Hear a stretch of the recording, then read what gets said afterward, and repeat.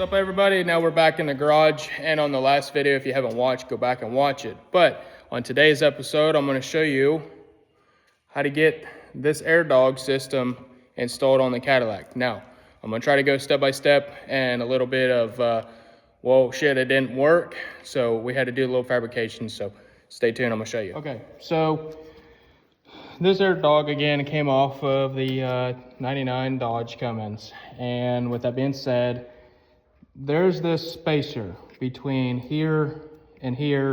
Of course, these are filters. So this would sit in theory like this between here and here. So when I tried to install it, this whole unit was hitting underneath the steps on the Cadillac. So let me show you. Okay, so I got this thing up in the air and I want to install that AirDog system right about here somewhere. So to do so, you got to go plate it between the step and the frame. So you're going to end up needing enough room between here and the frame to install it. I did not with that spacer, so you got to remove the spacer. So yeah, we don't need this. Like I said, this sat basically right here, and then the bolts, these 4 bolts went through each of these holes, and then it spaced it out like 2 inches or so. So we don't need that. Now I did put a little bit of a nut inside here to still give me a little bit of a space. Went ahead and went to the old local Ace Hardware and picked up some new bolts, and then reinstalled everything. Kept these ones flush, so where this side here is technically along the frame of the Cadillac, and then here's the other side. Basically this will sit like this, your 2 upper bolts, and then your lower. Technically you have the pump upside down, so it'd actually be the other way. So hold on a second. All right, so like I was saying, so your upper bolt, this will go up on your frame rail and come across, and then your bolts will come through the top, and then the bottom side will be on the inside of your frame. This will be on the outside of your frame. Your 2 lower bolts will go through the bottom. Stay tuned, I'll show you how we install. First, I'm gonna show you how we mock this thing up. So we're gonna do this together. I'm gonna show you here. So this line on the bottom side of your AirDog, this line here is actually gonna go to your fuel rail, or I should say to the pump itself, to your VP44. Your bottom line is gonna go to your tank. And then this line here is also gonna go to your tank, comes out the back side. Now this, if you have a sump on your tank, which I think we're gonna install a sump on this tank.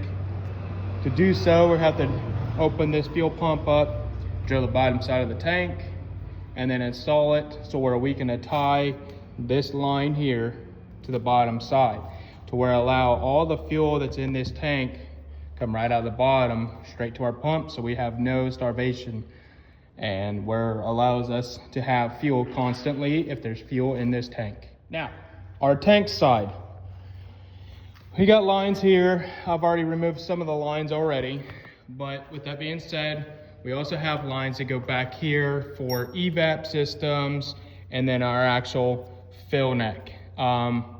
Yes, I did cut this, wasn't thinking, don't do that.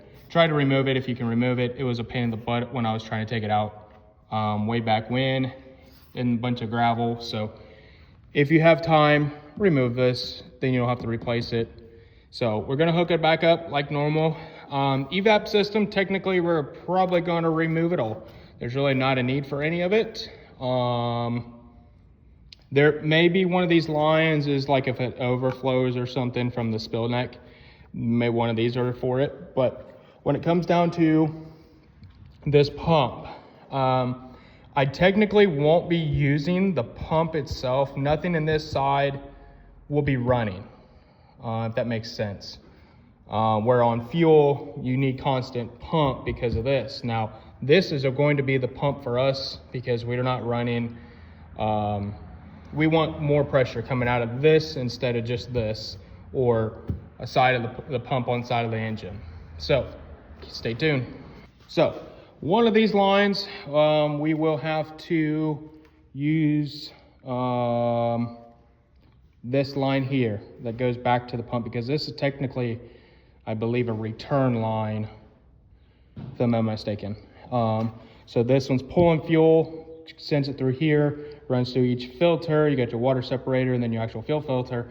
And then this one's gonna go right to your fuel pump, which is VP44, since it is a VP pump right now.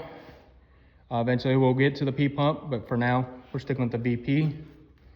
So, yep, this one's gonna go to the pump.